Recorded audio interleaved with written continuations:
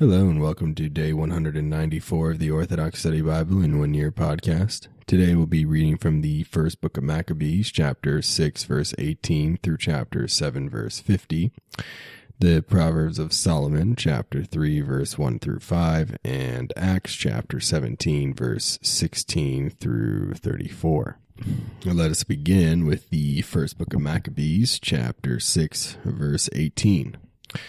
Now men from the citadel were confining Israel to the area around the sanctuary. They were attempting by whatever means to injure them and to bring strength to the Gentiles. So he gathered all the men to defeat them. They assembled the army and attacked the city in the 150th year. He also built engines of war and other instruments of battle. But some of these enemies escaped from the enclosure, and some ungodly Israelites sided with them. They approached the king, saying, "How long will it be until you render a judgment to avenge our brothers? We were pleased to serve your father and to follow what he said and obey his orders. Because of this, the sons of our people attacked the citadel and became our enemies. Besides this, they killed as many of us as they found, and our inheritances were taken away. But they have not stretched out their hand against us alone, but also against all the lands on their borders. And behold, today they have surrounded the citadel in Jerusalem to defeat it. They have strengthened the sanctuary and Beth Zur as well. So unless you quickly overtake them, they will do worse things than these, and you will be unable to stop them." The king was angered greatly when he heard this, so he assembled all his friends, the military leaders, and those who ruled. Armies of mercenaries came to him as well from other nations and from various islands of the seas. So the number of his armies was 100,000 foot soldiers, 20,000 cavalry, and 32 elephants trained for battle. They arrived through Idumea and marched against Beth Zur, fighting for many days and building engines of war. But Israel went out, set them on fire, and battled heroically.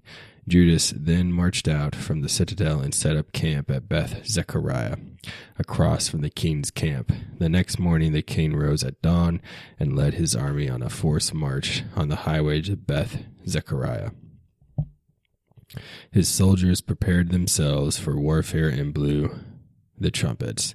They also showed the elephants the juice of grapes and mulberries to ready them for the campaign. Then they stationed the elephants among the phalanxes and set alongside each animal 1,000 men, covered with coats of mail and with bronze helmets on their heads. 500 horsemen were chosen and assigned to each elephant. These positioned themselves beforehand wherever the animal was and wherever it went. They rode alongside and never left it alone. Sturdy covered wooden towers were strapped upon each elephant by a special harness, and 4 armed men fought from inside each tower with its Indian driver. They positioned the remainder of the horsemen on each side and on the 2 flanks of the forces, disturbing the enemy while they themselves were protected by the phalanxes. As the sun shined on the golden and bronze shields, the hills glistened from them and lit up like a flaming fire. While one sector of the king's forces was stretched out on the high hills, and some were on the plain, they marched on steadfastly in good order. Everyone trembled when they heard the sounds of the soldiers as they marched along, and the clanging of their weapons, for the army was massive and very strong. But Judas drew near with his army in battle formation, and 600 of the king's men fell. Then Eleazar, called Avran, saw one of the elephants covered with royal armor. It was taller than the rest, and he reasoned the king was riding it. So he laid down his life to rescue his people and to make an everlasting name for himself. He ran boldly into the center of the phalanx, killing soldiers to the right and left, and they got out of his way on both flanks. Then he crawled under the elephant, struck it from beneath, and killed it. It fell to the ground on top of him, and he died there. When the Israelites saw the royal might and the fierce attack of the troops, they turned away from them in flight. But the soldiers of the king's army went up to Jerusalem to attack them, and the king set up camp in Judea and on Mount Zion. He reached a peace accord with the men of Beth Zur, who evacuated the city because they had no food there to withstand a siege, for it was a sabbatical year for the land. So the king captured Beth Zur and set a guard there to secure it. He then set a camp opposite the sanctuary for several days and built siege towers, engines of war, which threw fire and stones, machines to fire off arrows, and catapults. The defenders also made engines of war to match theirs. So they battled several days, but with no food stored up, because it was the 7th year, and the men who survived in Judea against the Gentiles had eaten the remaining provisions. Few men remained in the sanctuary, for hunger had overtaken them. They scattered, each to his own place. Now Lysias got word that Philip, whom Antiochus the king had chosen while still alive to raise Antiochus his son to rule, had returned from Persia and Media with the armies that had gone there with the king, and that he was trying to gain control of the kingdom. So Lysias decided immediately to send a message to the king, the commanders, and the men, saying, "We grow weaker each day. Our food supply is running out. The force we are fighting against is strong, and governing the kingdom puts pressure on us. Therefore, let us come to agreement with these men and have peace with them and their nation. We should arrange for them to live by their laws as before, for it was because of their laws which we abolished that they became furious and did all the things they have done."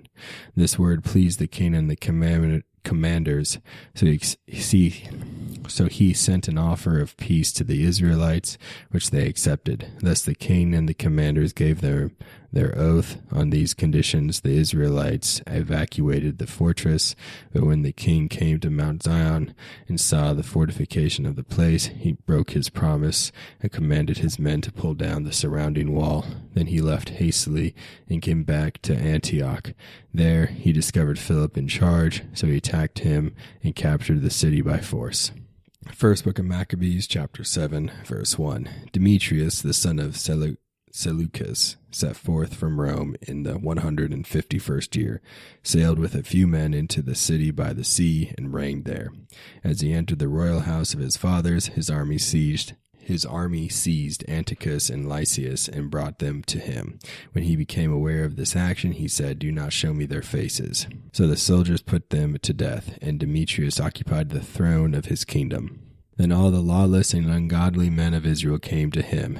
Elchamius, who wanted to be a priest, led them. They brought charges against the people before the king, saying, "Judas and his brothers have destroyed all your friends and scattered us from our land. Therefore send a man you trust and let him see all the destruction he did to us and to the country of the king. Then let him bring punishment to them and all who serve them." The king then appointed Maccabees, one of his friends, who ruled the province of beyond the river, for he was prominent in the kingdom and loyal to the king. Then he sent him and the ungodly Elchamius, whom he appointed to the priesthood, and ordered him to avenge the sons of Israel. They marched on with a large army and came into the land of Judah, and sent envoys to Judas and his brothers with peaceful words full of deceit. But they did not heed their words, for they noticed they came with a large army. Then a delegation of scribes was sent to meet with Elchamius and Maccabees to request justice. The Hasidians were the first among the sons of Israel to seek peace with them. For they said, a priest from the seed of Aaron, came with their forces, and he will not do us wrong.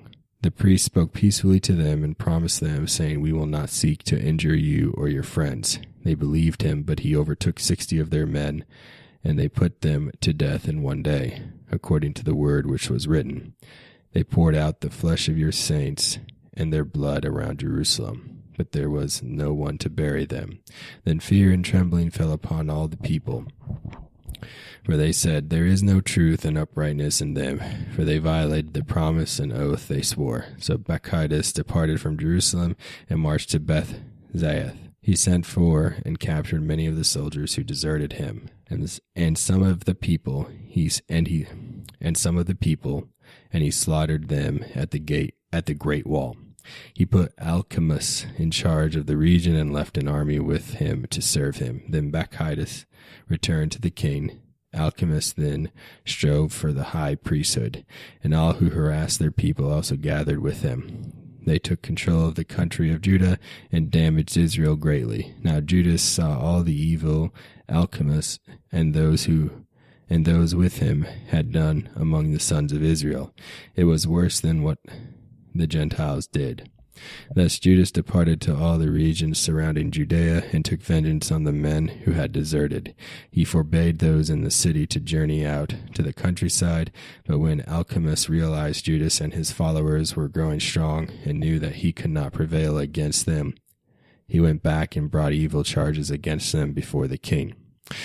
Then the king sent Nicanor, one of his renowned commanders who hated and disdained Israel, and ordered him to get rid of the people. Nicanor came up to Jerusalem with a large army, and he sent Judas and his brothers peaceful words full of deceit, saying, "Let there be no quarrel between us. I will come peacefully with a few men to see you in person." So he approached Judas, and they greeted each other peacefully, but the adversaries prepared to seize Judas. Then Judas was aware that Nicanor had come with deceit, and he feared him. So he did not care to meet him again. When Nicanor learned his plot had been discovered, he went into battle with Judas at Caphar Salamah. Some 500 of Nicanor's soldiers fell. The remainder fled to the city of David. After this, Nicanor went up to Mount Zion. Then some priests came out of the sanctuary along with some elders of the people to greet him in peace, showing him the whole burnt offerings which they had sacrificed on behalf of the king. However, he mocked and ridiculed them. He defiled them and spoke with arrogance to them. He also swore an oath angrily, saying, "Unless Judas and his troops are delivered into my hands now, then if I come back in peace, I will set this house on fire." Then he stormed out in great rage. The priests then entered and stood facing the altar and the sanctuary. They wept and cried out, "You chose this place to be called by your name, that it might be a house of prayer and supplication for your people. Take vengeance on this man and on his soldiers, and let them die by the sword. Remember their blasphemies, and let them be alive no longer." So soon Nicanor left Jerusalem and camped at Beth Horon, and the army of Syria joined him. But Judas took position in Adasa with 3,000 troops. Judas prayed, saying, "When the ambassadors from the king uttered blasphemy, your angel went forth and struck 185,000 of the Assyrians. Crush also this army before us today, and let the others know that he spoke blasphemy against your sanctuary, and judge him according to his malice." So the armies faced off in war the 13th day of the month Adar, and Nicanor's army was scattered.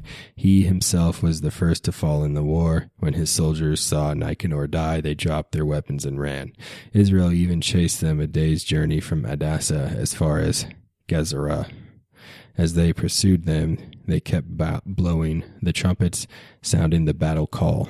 Then the Israelites went out from all the villages around Judea and outflanked the adversaries. They drove them back to the pursuing army, and they all fell by the sword. Not one of them survived. Then Israel captured the spoils in their possessions. They even beheaded Nicanor and severed his right hand, which he had stretched out arrogantly. They carried them and put them on display just outside Jerusalem. So the people were very glad, and they celebrated that day as a day of great joy.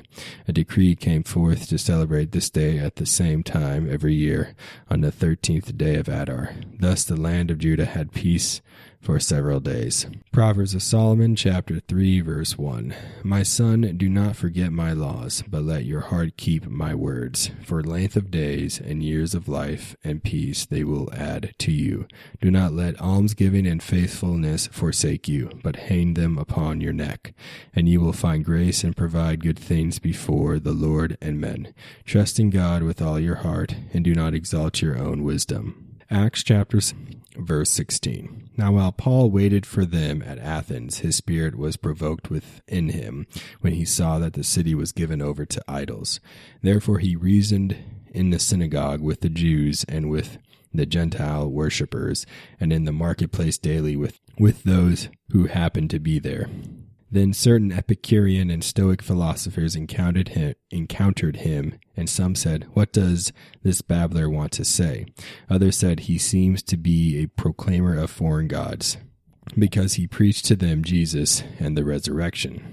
And they took him and brought him to the Areopagus, saying, "May we know what this new doctrine is of which you speak? For you are bringing some strange things to our ears. Therefore we want to know what these things mean." For all the Athenians and the foreigners who were there spent their time in nothing else but either to tell or to hear some new things. Then Paul stood in the midst of the Areopagus and said, "Men of Athens, I perceive that in all things you are very religious.